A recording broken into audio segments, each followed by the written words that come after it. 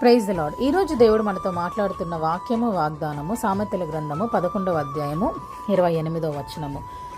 నీతిమంతులు చిగురాకు వలె వృద్ధి నొందుదురు.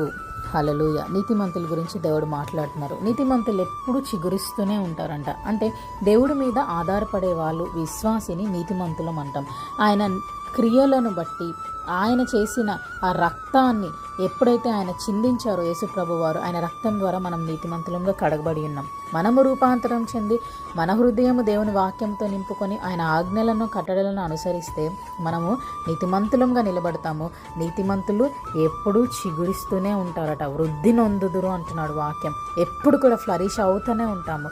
అలాగే మన జీవితంలో ఏ సమస్య వచ్చినా, ఏ బాధ వచ్చినా, ఏ ఇబ్బంది వచ్చినా భయపడము, జడియము. దేవుడి మీదే ఆధారపడి దేవుడు ఈ కార్యాన్ని జరిపించే దేవుడు, నా పక్షాన ఉన్నాడని విశ్వాసముతో చిగురుస్తూ ఉంటాము. మరి ఈ వాక్యం మన జీవితంలో నెరవేరాలని కోరుకుంటూ, మే the lord bless us and give us peace. Have a fruitful day.